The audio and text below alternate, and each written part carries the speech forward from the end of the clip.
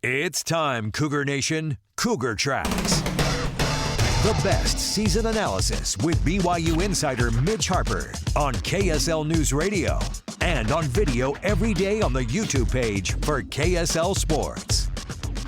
Welcome into Cougar Tracks here on the KSL Sports YouTube and KSL NewsRadio. I am your BYU insider, Mitch Harper. Only 4 days away until BYU takes on the East Carolina Pirates in Greenville. We're breaking down the matchup with an ECU insider, Stephen Igoe, coming up a little bit later in the show. But right now, let's get some updates on some BYU personnel in our top story of the day. The top story of the day. The biggest story in the world of BYU sports right here on Cougar Tracks. So some newsy items from BYU football head coach Kalani Sitake. He addressed the media on Zoom earlier this week. About 23 minutes or so Kalani Sitake spent with the media. I'll say the Zoom interactions are always, I wish we still had the in-person. It's been 6 years since that happened. It's always been Zoom since COVID. It's fine. It's okay.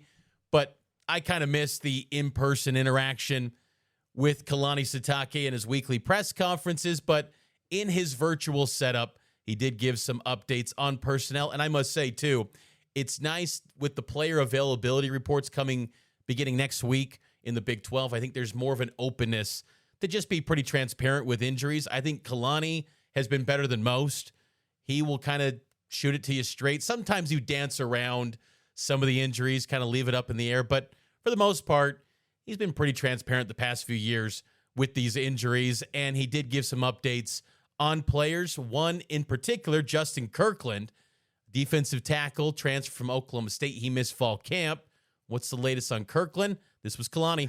Looking forward to it. We'll see how it looks this week. Last week he practiced. That's a good sign, and practiced with pads on. So that's even better sign. So now we'll see how it goes this week. But he's got a lot of competition too, because there's a lot of guys that have been working and developing at the interior D line.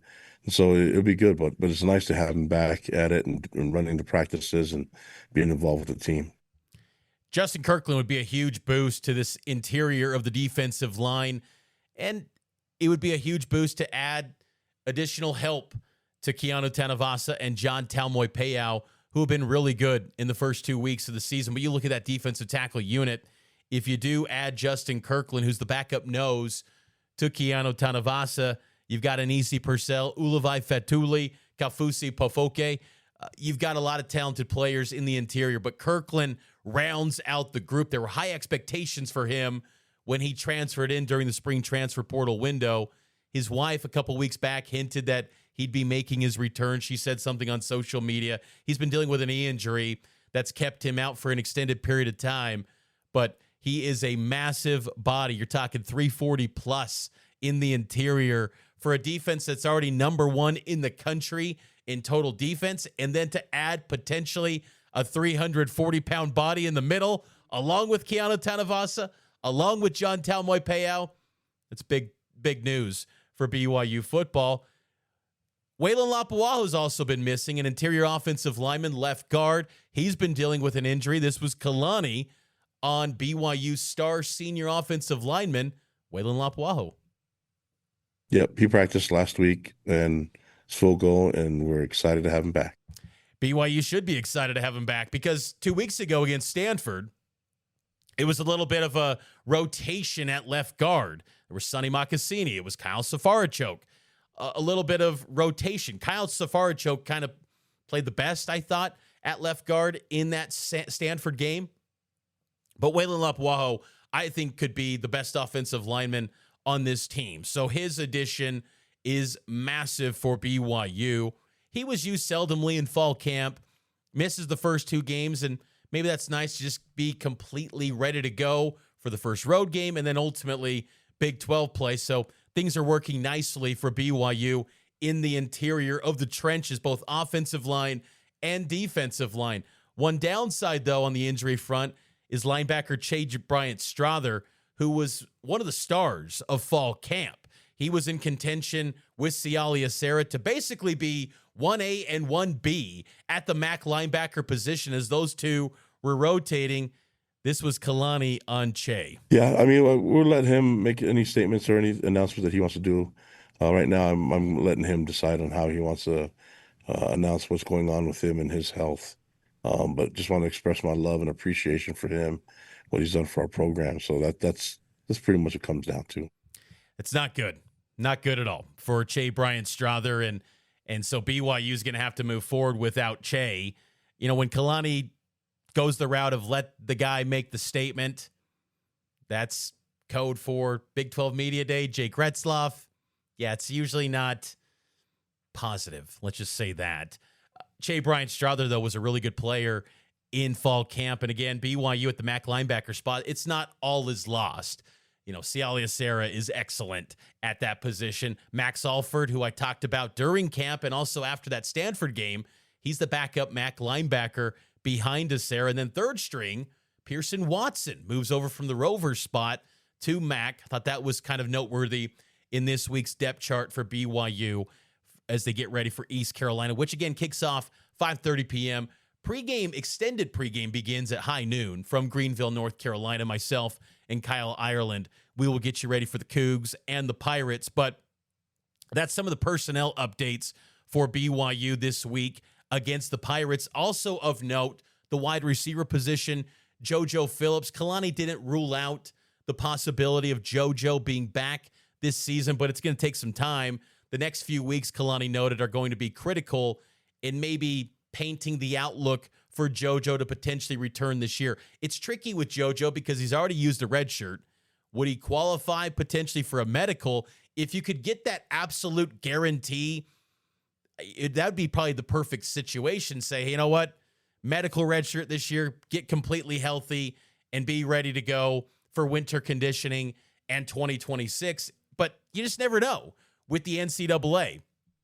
As we saw with Hinckley Ropati, it was reported that Hinckley Ropati has had his waiver denied, and he's still maybe looking for another avenue potentially, but time's ticking, and it seems like that opportunity is completely gone for Hinckley Ropati to potentially join the team on a medical redshirt. So you just never know with the NCAA and how they're going to decide on these rulings with injuries and whatnot. So things take time, and that's what's tricky about the Jojo Phillips wide receiver injury that he suffered in the Stanford game. But outside of those injuries, BYU is in a pretty good spot when it comes to the personnel front. Everyone else should be ready to go. But at wide receiver, the starters for this week's depth chart include Chase Roberts, as expected, Parker Kingston, and then the third guy, Cody Hagan. And Cody Hagan, big-time talent for the Cougars. He's ready to take on a bigger spotlight role for BYU this week as they head out to Greenville, North Carolina, to take on an East Carolina squad that's feeling really confident, 2-1, and it's a group that thought maybe going into the year that the defense was going to be a liability, yet similar to BYU, tops in many statistical categories, near the top rather, in many categories nationally in college football through the first 3 weeks of the season. So should be a very interesting matchup to see how BYU fares against an ECU team that's playing with a lot of confidence, but BYU is also playing with a ton of confidence as well. Let's take a break. On the other side, we'll get to more BYU ECU breakdown with an ECU insider. More here on Cougar Tracks, and it's powered by KSL Sports. Welcome back into Cougar Tracks here on the KSL Sports YouTube page. This show is daily, every day, 5 days a week. We're holding it down here on Cougar Tracks. And then, of course, on Saturday nights, we've got the extended post-game show as well, reacting to BYU football action. You got all the media availabilities. Everything your BYU fan heart desires is here on the Cougar Tracks podcast feed. So make sure to subscribe, leave a rating and a review. It helps out the show a ton. So there was an interesting ranking posted by ESPN's Bill Connelly, the creator of the S&P Plus rankings. And I know that everyone's fixated on these rankings these days because, honestly, BYU has been slighted. They have. Like, if you don't want to rank BYU in the top 25, that's okay. I can understand it. It's not like BYU is just this perfect team by any stretch. I'll get to some quarterback rankings here momentarily that kind of highlight where BYU stacks up at the quarterback spot through 2 weeks. Give me some reason other than, they had a quarterback change. Jake Retzlaff leaves. They're no longer good. Bill Connelly, ESPN's S&P Plus creator, he had this tweet on X on Tuesday. I reposted it on my X. The S&P rankings for this year, if they were based solely on production in 2025 and the results of the 2025 season. And keep in mind, the S&P Plus rankings factor in recruiting and maybe 3-4 year cycles. I'd have to dive deep into the weeds of the specific metrics that determine the S&P Plus rankings. But if it's just based solely on what has taken place on the field in 2025, your number one team in the country would be Texas Tech. Number 4, BYU. How about that? You'd have Texas Tech at number 1, BYU at number 4. Again, you want to tell me the Big 12's weak? Number 8, Utah. Number 10, TCU. 4 teams in the top 10 in college football in the Big 12. Can you imagine if pollsters actually rank teams based on just what happens this year? This is the issue with college football. And I love that Bill Connelly put this out. And honestly, I wish his ratings, he would adjust. Stop factoring in everything from the past and work on just focusing on this year. That's a college football world I want to live in. And it's not solely because the Big 12 teams look glamorous. I just want to live in a world where anyone can be ranked highly if they take chances and they dominate their opponents. That's the world I want to live in. Here's the full top 15. Number 1, Texas Tech. Number 2, Oregon. Number 3, Penn State. Number 4, BYU. Number 5, Indiana. 6, USC. No one's talking about the Trojans. They've been really good. Number 7, Washington. Number 8, Utah. Number 9, Missouri. 10, TCU. 11, Oklahoma. 12, Florida State. 13, Illinois. 14, Nebraska. And 15, Mississippi State. Oh, Arizona State lost to Mississippi State. Terrible loss, right? Man, I just love that post from Bill Connelly because, again, it shows the massive discrepancy between just focusing on this year and then letting preconceived thoughts, preseason expectations from years gone by and brands factoring into how you rank teams. I love that tweet from Bill Connelly. Speaking of rankings, quarterback rankings, the Big 12 prides itself on being the quarterback club this year in college football. I was looking at Pro Football Focus grades on the highest ranked Big 12 quarterbacks through the first 3 weeks of the season. Bear Bachmeier is rated number 11 in the Big 12. Not bad, honestly, for a true freshman and in a league that prides itself on great quarterback play this year. I thought that was a solid number. The highest rated QB, Brendan Sorsby from Cincinnati. He set a Big 12 record with 5 touchdown passes in the first quarter against Northwestern State over the weekend. They put up a 70-piece on a terrible FCS team. Josh Hoover's second. Baron Morton from Texas Tech. He's been excellent so far. Rocco Becht, Iowa State. Jalen Daniels, he rounds out the top 5 from Kansas. Noah Fafita, Avery Johnson, Devin Dampier, Taven Jackson from UCF, Sam Levitt, and then Bear Bachmeier. Below Bachmeier is West Virginia's Nico Marchial, Connor Wegman from Houston, Sawyer Robertson from Baylor, Caden Salter, Colorado, Zane Flores from Oklahoma State, and then I also worked in Ryan Staub as well as a bonus because Colorado's going through a little bit of quarterback debate in Boulder. But Bear Bachmeier, in the middle of the pack, that's a good place to be, I think, for a true freshman signal caller, because you look at all those names in the Big 12, those are veteran quarterbacks, veterans in this league.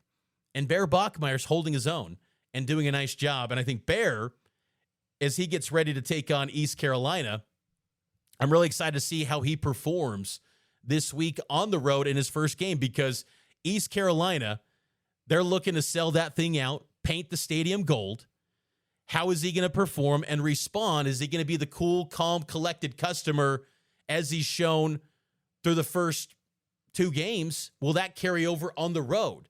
I'd like to think it will, because his ball security, the way that he's taking care of possessions, his decision-making, I think has been really good. That gives me the confidence that that will carry over on the road for Bear Bachmeier, but it just gives you a little bit of a glimpse of, so far, he's holding up quite well against some of the best in the Big 12, including Sam Leavitt, who was the best quarterback in the league last season. Taking our final timeout, we'll get to the ECU Insider Breakdown with Stephen Igoe coming up next here on Cougar Tracks.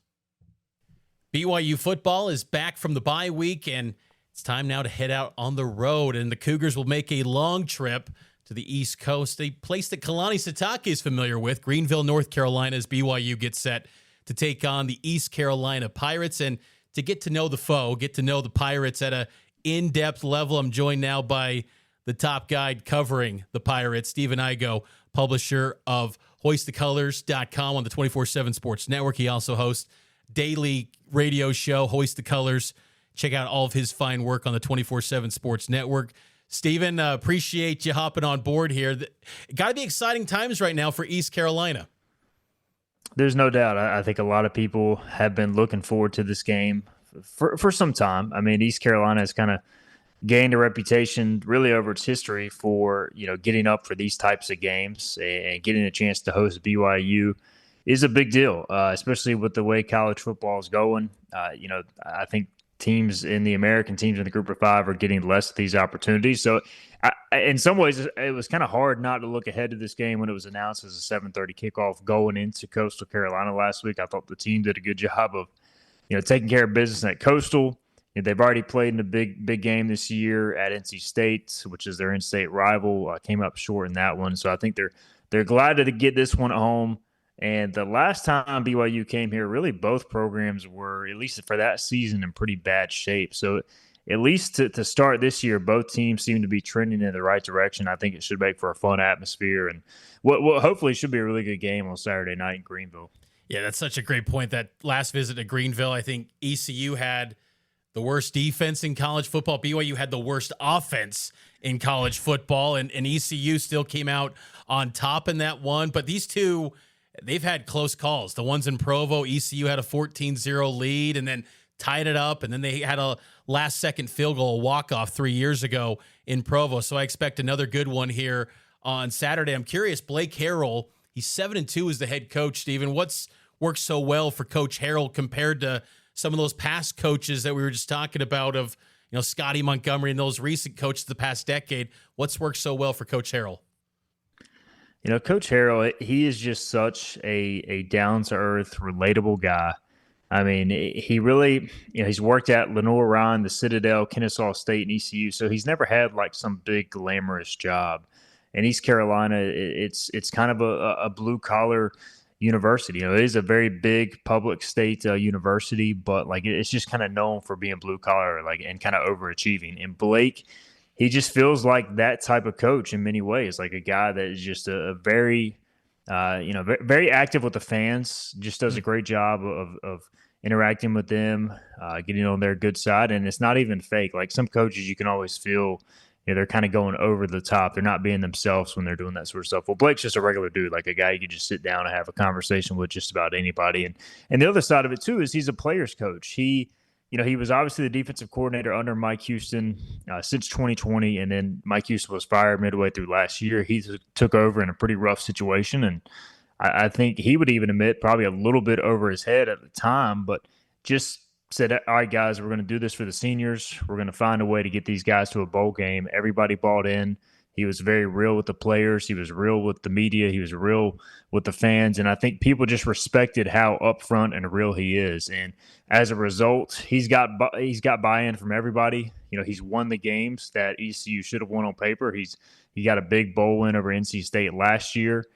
They've competed well in every game since he became head coach. And he's a defensive-minded guy. So they're pretty unorthodox defensively. They do a bunch of crazy stuff, even with a new defensive coordinator coming in, and Josh Aldridge. There's a lot of similarities, and it's aggressive style. He goes for it on fourth down. He kind of plays with that house money mentality and quite a bit. They blitz a lot. They also do some pretty crazy things offensively at times. They faked a punt from their own 19 in the opener against NC State. So he's not afraid to roll the dice. At times it works, at times it doesn't. But that's the type of mentality that has kind of always led to success at ECU. Just kind of that chip on your shoulder, house money, like we're the underdog type of mentality. And historically, that's when they're at their best. And it feels like Blake has kind of brought some of that back. Talk with Stephen Igoe of Hoist the Colors, part of the 24/7 Sports Network here on KSL News Radio and KSL Sports. I'm curious, Coach Harrell's with that defensive background, as you noted, seemed like coming into this season, maybe on paper, only 2 returning starters. Maybe that was going to be an area of question, but shutout on the road, first one in 25 years for this Pirates team, seems like maybe ahead of schedule from maybe what expectations were coming in on defensively. I mean, definitely. The question going into the year, I mean, all the questions were around the defense. And it's, we were kind of joking on my show on Monday, like it's kind of crazy that all we talked about all preseason, because we were out of practice, man. And the offense was torching the defense. And maybe some of that was just the familiarity. They knew what scheme, what plays they're running.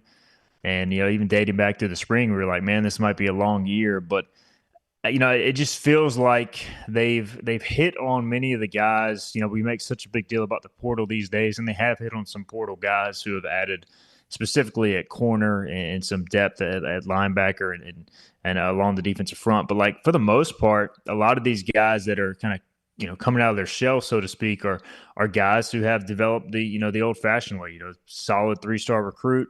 He redshirts, he stays with the program a year or two, and now like a lot of these guys are redshirt sophomores or redshirt juniors who have been in the program 2-3 years. They've been kind of developing in Blake Harrell's defense, kind of waiting their time. So that was another benefit of just promoting the interim coach to full-time. Like you had a decent amount of continuity. The problem was we had just never seen those guys play a full-time role. So now that they're on the field, a lot of these assistant defensive coaches recruited them, they developed them, so they know how to utilize them best. And they play a ton of guys defensively. I wouldn't really say there's many stars out there. The one guy is probably safety, Jamarly Riddle. He's a really good player. But outside of that, it's like you just got a lot of guys who know how to do their job, and they kind of come at you in waves, whether it be blitzing, whether it be different coverages. They mix it up quite a bit. Offensively, it seems like the tempo they go pretty fast. The top 20 in seconds per play on this offense. Kaiten Hauser at quarterback. Just maybe your overarching thoughts of the offense so far through 3 weeks, and Hauser returning and being a key piece of all of it. Yeah, Kaiten, he transferred in from Michigan State last year. He was a guy that I expected him to win the job. I mean, he was the first guy to commit. He just seemed like he was fully bought in. Then they add Jake Garcia, another former big recruit. He won the job initially, and it just didn't work out. He turned the ball over too many times. Kaiten took over midseason. That kind of coincided with Blake getting the head job. And those two guys, along with offensive coordinator John David Baker, who's in his second year calling plays, have kind of seen this thing take off. And I think, look, anytime you've got that up-tempo, fast-paced offense, in many cases the strength is the passing game. They are, pretty good at receiver. Anthony Smith, Yannick Smith are your two outside guys. They've rotated quite a bit in the slot. Brock Spalding has been a nice surprise this year, and they feel pretty good 2-3 deep at receiver. Tight end, they really have two weapons at tight end. In my opinion, Javante Connor, Desiree Riles are two of the most athletic tight ends ECU's had in the last several years. The running game is definitely, I would say, the concern at this point. I mean, you look at it, they've run for a pretty high total the last 2 weeks, but you kind of didn't really see them pop the runs until late. And a lot of that is due to the tempo. And it's kind of what they did the last half of last year. They go so fast. At times, if they get rolling, teams in the second half start to wear down a bit. And that's when you see the running game start to pop off. So that's when they're at their best. They're using that tempo. They're hitting the horizontal passing game. And then they'll take shots downfield, which Kaiten, since he took the job, I would say one of his strengths are those downfield passes. But to be honest, through 3 games, they haven't hit a lot of those vertical passing plays, and they've hit more underneath stuff. So it'll be interesting to see, what BYU tries to take away. Does ECU try to hit some big passing plays early? Do they stick with kind of the short game, the medium game?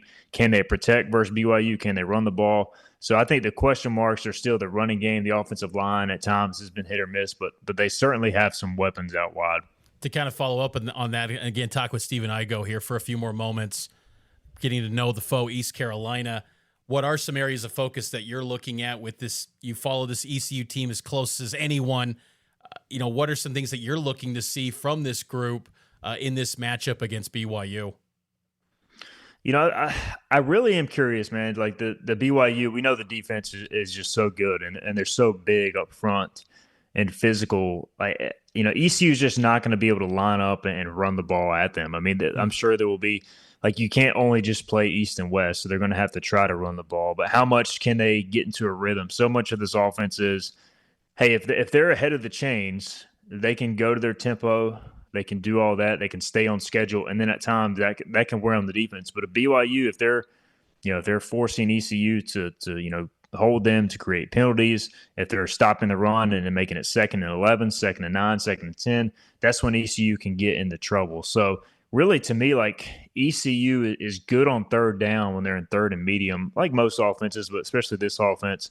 If BYU is able to stop them on 1st and 2nd down, put them in 3rd and long, I don't think that's a recipe for success for the Pirates. And the other thing defensively for the Pirates is, you're facing obviously Bear Bachmeier, first road start. If ECU can stop the run and put him into 3rd and long situations where he has to go through his progressions, how does he react to that in his first road start as a freshman? So if you're ECU, you want to put him in those situations, see how he responds, and if he goes out and completes some tight window throws, then maybe you have to adjust as the game goes along. But really, the first quarter for me, I think we'll be able to get a pretty good feel for maybe how the chess match is going to play out throughout the evening inside Dowdy-Ficklin Stadium. Do you think Dowdy-Ficklin Stadium is going to be sold out, and will it be painted gold as they're hoping? I was texting some administrators on Monday, and they're expecting at least a crowd in the mid to high 40s. The student pickup is happening Tuesday, Wednesday, so they'll really know then. It's family weekend as well. So what happens is a lot of the students, they'll bring their siblings, their parents, and so it's kind of hard. And ECUs are, really big school as far as student enrollment. So it's one of those things where they won't really know the full number until the student pickup starts to happen. There is a chance it gets to that 50K mark, which I don't think has happened since the NC State opener at home in 2022. They had 45,000 plus for App State last year, which was a fun environment. But I think they'll be right there. As far as painted gold, I don't know. ECU, they tend to play well in these spots at home. Even in Scotty Montgomery's tenure, they beat North Carolina at home when they were quite frankly terrible. They've had success against in-state foes. BYU obviously a little bit different, being a long way across the country. But I know ECU will be up for this game, and then it comes down to, as execution. I think if this was on a neutral field, BYU has more talent across the board, specifically in the trenches. And that's my biggest question, is how much can ECU find a way to neutralize that? How much can they, put Bear Bachmeier in spots that potentially he's never been in at the college level and see how he responds to that? And then you kind of take your shot with that in a tough environment. He's Stephen Igoe, publisher of Hoist the Colors on the 24/7 Sports Network. And you can check out his radio show, 94.3 The Game, Hoist the Colors, going on podcasts. It's available anywhere. Good stuff throughout the week to follow the Pirates, so BYU fans can get to know the foe at an even deeper level. Stephen, thanks for the time. Looking forward to being out there in Greenville for the first time, and should be a lot of fun. It's going to be a good game. Appreciate it so much, Mitch. And I'll say again, my 2022 trip to BYU was one of the best games I've ever covered. And I hope ECU fans can, treat BYU fans as well as they treated the Pirates then, and, great hospitality. So looking forward to it, and hopefully the Pirates can make it a fun game on Saturday. He's Stephen Igoe. Again, follow his work on hoistthecolors.com. Thanks to Stephen for joining me. That was really insightful commentary on the Pirates. And that's going to do it for today's edition of Cougar Tracks. We'll be back tomorrow with a Wednesday check-in, some more BYU football notes as they get ready for East Carolina. Also, some basketball notes, too, as there's some basketball media day content with the women's basketball program, hit on Lee Kumar's squad as well, and then other news and notes around BYU sports. So this has been Cougar Tracks. Subscribe to the show, leave a 5-star rating and a review. It helps out the show a ton. And I'll talk to you tomorrow here on the Cougar Tracks podcast. It's powered by KSL Sports.